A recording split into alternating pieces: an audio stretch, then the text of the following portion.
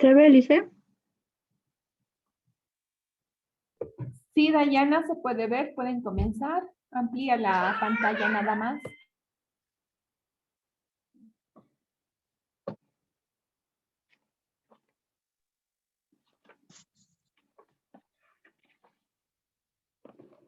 Ay. Ya. Bueno, Alice, buen día, Alice, buen día, compañeros.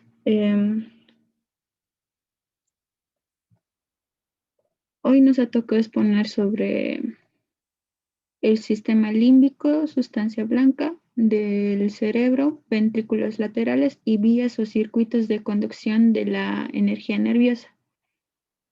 Los integrantes de este grupo somos Andrea y mi persona. A continuación.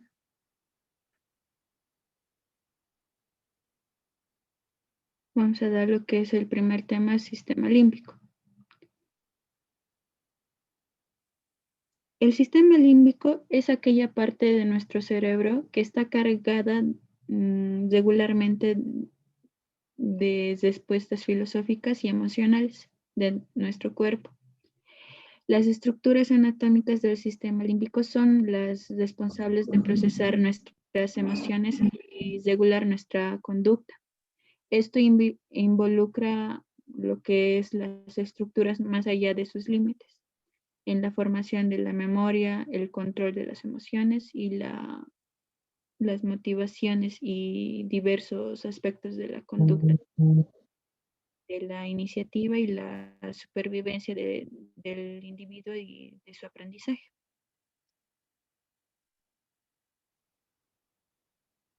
Formación anatómica del sistema límbico.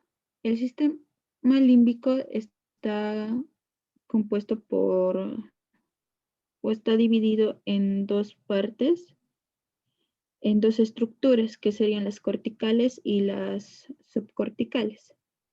Las corticales están compuestas por el lóbulo límbico de Broca, el hipocampo, y las subcorticales están compuestas por el núcleo amigdalino, el hipotálamo, grupo nuclear anterior del tálamo, cuerpos mamilares, formación reticular, núcleos accumbens, núcleo de titulares del mesencéfalo. Estas son más que todas las partes que podemos observar. El cuerpo calloso, el área septal, el tálamo, el hipotálamo, el hipocampo, como ya mencioné antes, la amígdala y el mesencéfalo.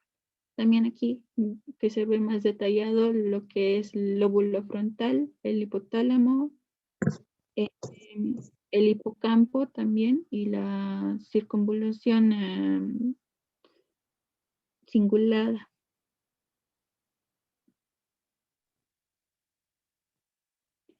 En el hipocampo podemos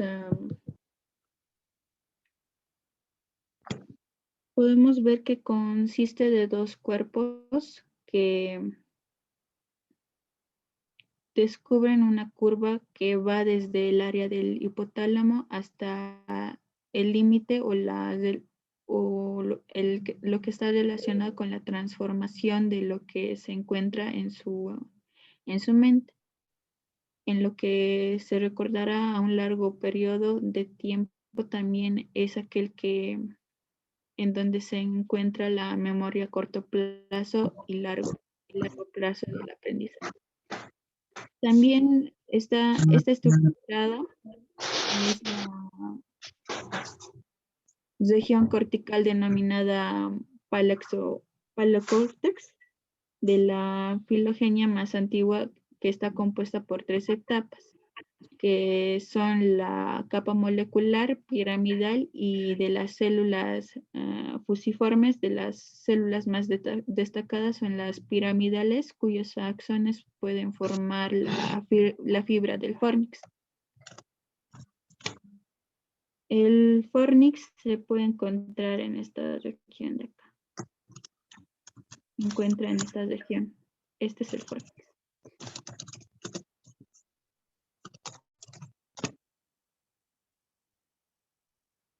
Y aquí podemos ver que podemos encontrar el hipocampo. También en esta región.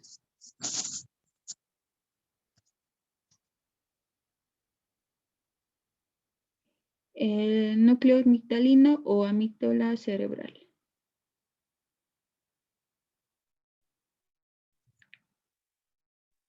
Ya.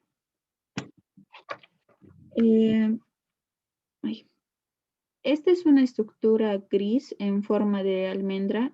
Es decir, que tiene una forma de ovoide que se localiza por encima y delante de la punta o terminación de la prolongación esfenoidal de los ventrículos laterales. A nivel de este está constituida por dos núcleos amigdalinos, la cortimedial y la basolateral.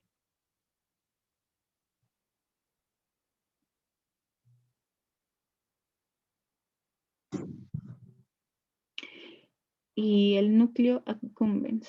Este se localiza en el putamen, que continúa con la cabeza del núcleo caudado y de cada hemisferio. Recibe información de aferencias del área o núcleo tegumenomental ventral y del núcleo amigdalino del hipocampo de la corteza prefrontal, también de la corteza límbica y motora. Es una sustancia negra y globo pálido. Se puede encontrar aquí. En esta región se encuentra el núcleo accumbens.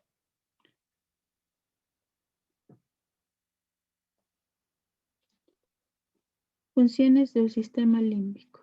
Entre las más frecuentes son la intervención en el comportamiento afectivo de las personas con el elemento que los compone, así como mediante sus conexiones que permiten al ser humano adaptarse y cumplir con los diversos códigos sociales, ya sea moral, cultural.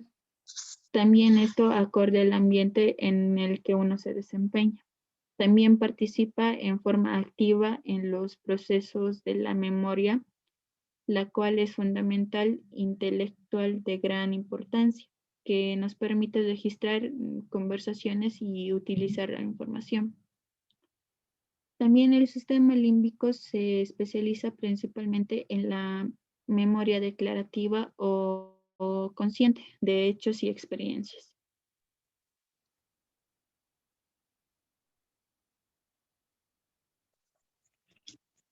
Bueno, continúo yo. Buen día, Alice. Buen día, chicos. Sustancia blanca del cerebro.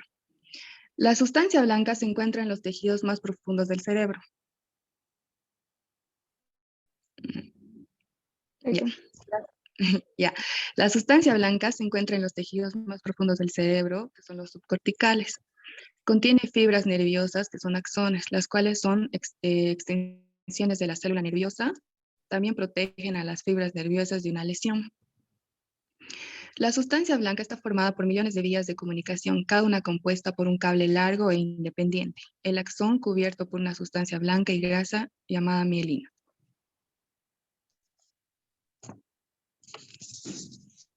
Estructuras. La sustancia blanca de la médula espinal está compuesta por una gran cantidad de fibras nerviosas, neuroglías. En un corte transversal, como vemos, como se mostrará en la imagen, se observa su disposición alrededor de la sustancia gris. Su color se debe a la presencia de una gran proporción de fibras mielínicas que corren longitudinalmente, aunque también existe cierta cantidad de fibras amielínicas. Las fibras nerviosas de la sustancia blanca se encargan de unir los segmentos medulares entre sí y la médula espinal con el encéfalo.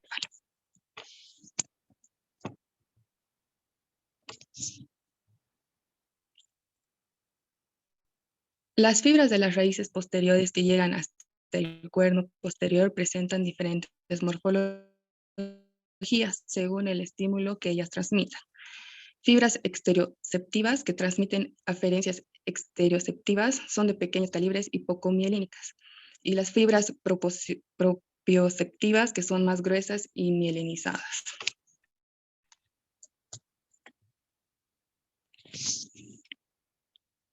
Ya, las funciones, sustancias o materia gris del encéfalo.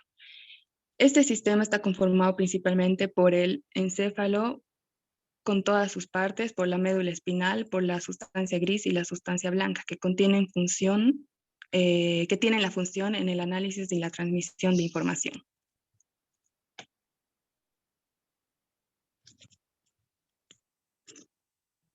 Continuamos con las funciones. Sustancia blanca y sustancia gris. Sustancia blanca, formada por la prolongación de prolongaciones nerviosas recubiertas de mielina, color claro debido a la mielina, más en el interior, en la médula, tractos ascendentes y descendentes y funciones de conexión. Y en la sustancia gris, formada por cuerpos neuronales o somas, color más oscuro, más en la corteza, en la médula, células nerviosas motoras y sensitivas y funciones de procesamiento de información.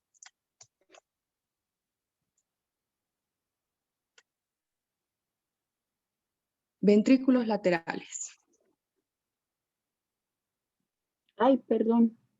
Seguí nomás. Me equivoqué. En la izquierda, vista lateral, en la derecha, vista anterior. Ambos ventrículos laterales, agujeros intraventricular, tercer ventrículo, acueducto cerebral y cuarto ventrículo y canal central. Los ventrículos laterales son parte del sistema ventricular del cerebro, clasificados como parte del telencéfalo y son ventrículos más grandes. Conectan con el tercer ventrículo mediante el foramen ventricular. Porción central. Está comprendida entre el agujero y el morro y el rodete del cuerpo calloso. La cara superior se halla constituida por el cuerpo calloso. Su cara interna está formada por la parte posterior del septum lucidum y por parte del trígono en su porción adherente al cuerpo calloso. Ay, Cuerno frontal o prolongación anterior. Está entre el agujero del morro y el polo frontal y se prolonga en el interior del lóbulo frontal hasta 3 centímetros por atrás de su polo. Está constituido por 3 paredes: pared superior, pared inferior y pared interna. La pared superior está formada por las fibras del cuerpo calloso o de la rodilla que van a la corteza frontal, originando el forceps menor. La pared inferior se halla constituida hacia fuera con una superficie convexa perteneciente a la saliente que forma la cabeza del núcleo caudado. Por dentro de ella existe una superficie perteneciente a la rodilla del cuerpo calloso, que forma con la anterior un ángulo abierto hacia arriba y adentro. Y la pared interna está formada por el septum lucidum.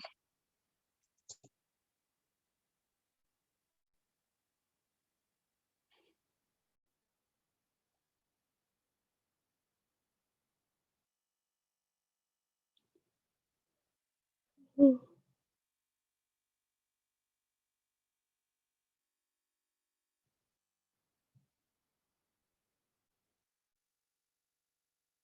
ya. ¿Qué pasó, chicas? No sé, dice.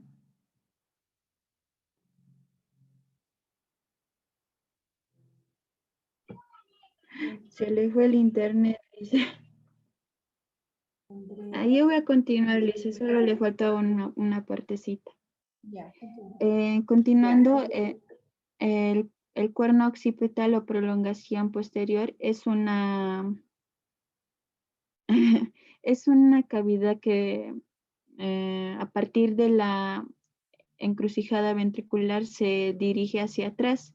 Así el interior del lóbulo occipital y en este trayecto presenta una marcada conexión externa. También la pared superexterna está formada por el tapete occipital del cuerpo calloso y por las radiaciones ópticas. Y la pared inferior interna presenta dos hemisferios anteroposteriores y superpuestas. También saliente superior denominada bulbo del cuerpo posterior, que está formado por el forceps, constituido a su vez por las fibras del cuerpo calloso. y el saliente inferior llamado espolón de Morat está producido por la imaginación que sufren la pared ventricular por la depresión profunda debido a una cisura calcárea. Y también tenemos lo que es el cuerpo temporal o prolongación inferior,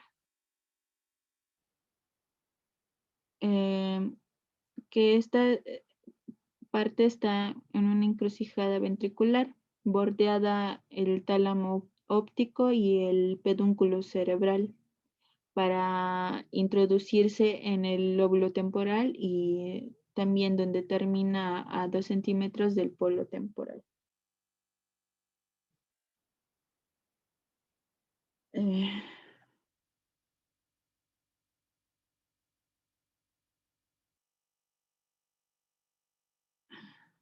También consiste de una pared supraexterna o techo que está formada por el tapetum esfenoidal del cuerpo calloso y en su extremo anterior presenta una eminencia determinada por un conglomerado de sustancia gris que corresponde al núcleo amigdalino. En esta cara se encuentra la cola del núcleo caudado que se prolonga por el techo ventricular hasta el núcleo amigdalino, por el cual dentro de ellos se observa la estría o cintilla semicircular, y también la pared inferior interna constituida por un saliente denominado asta de Amon del hipocampo mayor, el cual se encuentra en el cuerpo franjeado o fimbrilla. El cuerpo franjeado o fimbrilla es una lámina de sustancia blanca que está constituida por fuera con el asta del Amon, hasta adelante con la sustancia blanca del uncus, y hacia atrás lo hace con el pilar posterior del trígono. Implicaciones clínicas. Dentro de las implicaciones clínicas podemos ver el volumen de los ventrículos crece con la edad. También se encuentran aumentados en algunas condiciones neurológicas, y también en pacientes con esquizofrenias, trastornos bipolares y enfermedad de Alzheimer tienen un tamaño sobre el promedio.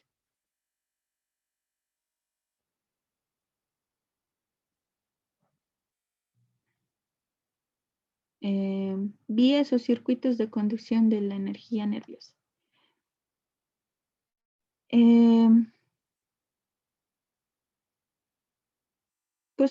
Estas constituyen la estructura neuroanatómica y fisiológica que son más importantes del sistema nervioso, que se especializa para conducir los impulsos nerviosos hacia diferentes estructuras, tanto somáticas como viscerales.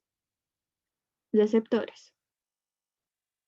Los receptores convierten un estímulo mecánico, químico, térmico, acústico y luminoso en un impulso nervioso que viaja a través de la prolongación nerviosa de las neuronas que se encuentran en contacto con el receptor. Clasificación de los receptores. Se clasifican de acuerdo a la función que desempeñan, ya que están diseñados morfológicamente para cumplir funciones en forma eficiente. Tenemos los receptores electromagnéticos o telereceptores, los cuales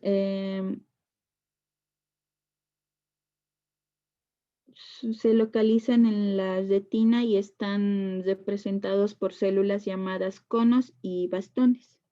Los quimiorreceptores, que son más que todo los que reciben a los estímulos químicos, como los sabores para el sentido del gusto a través de los corpúsculos gustativos situados en las papilas gustativas de la lengua. También, los termorreceptores, que son células que se encuentran en las paredes del bulbo carótido y aórtico. Son captadoras de las variaciones de la presión arterial y también, los mecanorreceptores, que comprenden a las células táctiles de la piel, representadas por los bulbos terminales de las terminaciones nerviosas libres. También los barorreceptores, que son receptores que captan la sensibilidad de los tejidos profundos, como los corpúsculos de Pacini y Ruffini, que son terminaciones libres en los huesos neuromusculares. También los propioreceptores, que son receptores que captan, los propioreceptores era lo que expliqué más antes. Dice, los mecanorreceptores son los que, también se explica, perdón. El último sería los nociceptores, que son receptores del dolor, son los más numerosos y están representados por las terminaciones nerviosas libres, tanto de la piel como de los tejidos profundos. Cuando se produce un dolor por la estimulación de los receptores de la piel, se denomina también dolor somático superficial.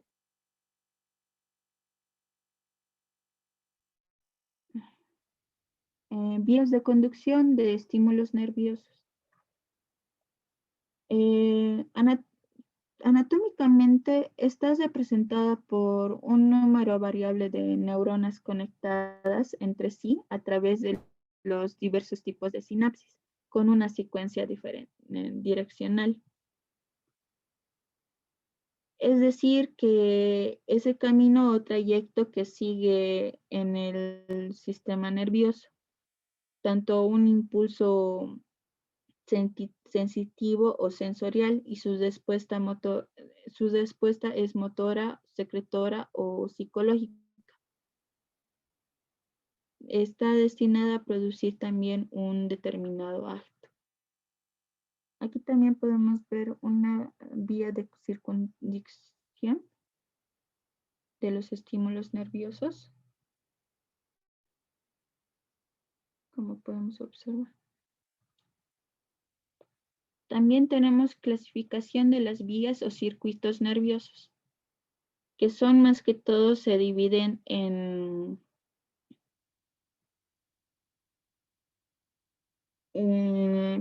sensitivas, sensoriales y motoras. Pero también las sensitivas se dividen en exteroceptivas o superficiales y propioceptivas o profundas. Y las sensoriales en vía olfativa, óptica, acústica, vestibular, gustativa y táctil. Y las motoras en vías piramidales y vías extrapiramidales. Las piramidales consisten en vía corticoespinal y vía corticonuclear, y las extrapiramidales en vía extrapiramidal primaria y secundaria.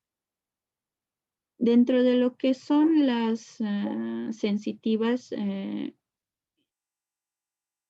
las exteroreceptivas o superficiales se encuentra la vía táctil protopática simple la vía termonalgésica, la vía táctil epítrica discriminativa o del tacto. También en los proprioceptivas, la vía proprioceptiva consciente, la vía proprioceptiva inconsciente y la vía interoceptiva visceral o del dolor visceral, que a continuación voy a explicar. La vía táctil protopática simple. Es una vía superficial con muy poca capacidad de disminución del tacto.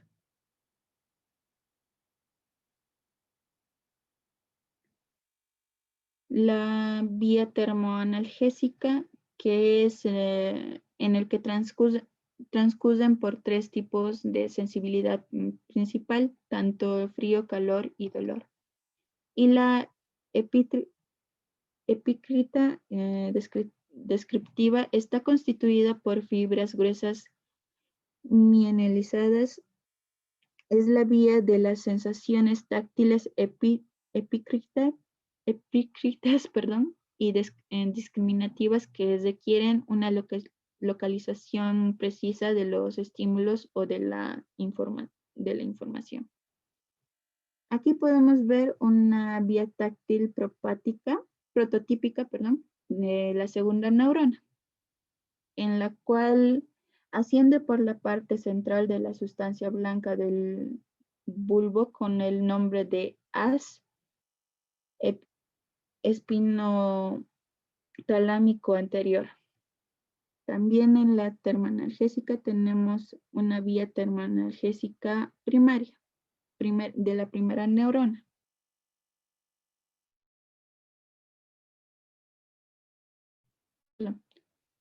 El cuerpo de esta primera neurona se encuentra en el ganglio anexo a la raíz posterior del nervio raquídeo y sus prolongaciones terminan en la sustancia gelatinosa de Rolando hasta el posterior de la médula. Y por último tenemos una vía táctil epícrita de la segunda neurona. Esta es una pequeña cantidad de fibras de los que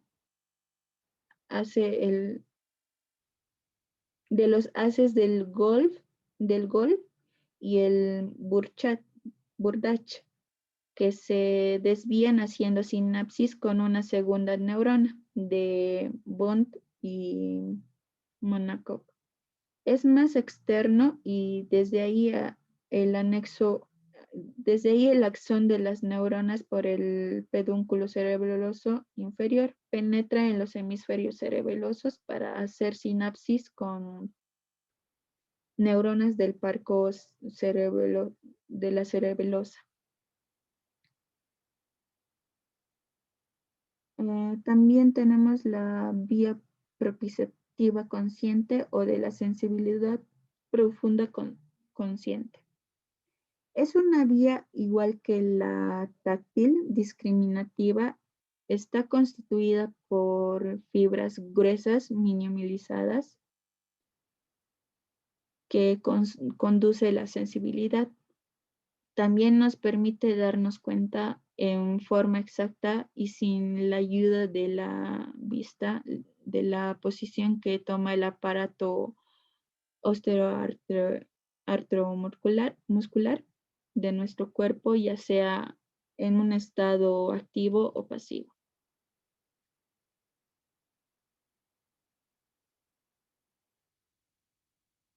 También tenemos la vía de la sensibilidad proprioceptiva profunda inconsciente.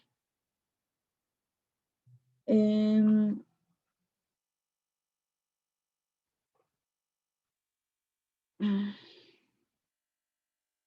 el cual esta vía transmite estímulos proprioceptivos originados en los músculos tendones y articulaciones para la autorregularización de la postura y de la motilidad.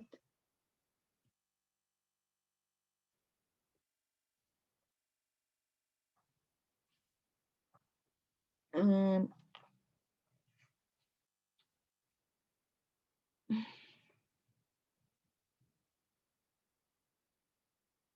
y por último, la vía propioceptiva consciente de la sensibilidad profunda. No, perdón, esto es vía interoceptiva visceral o de dolor visceral. Perdón.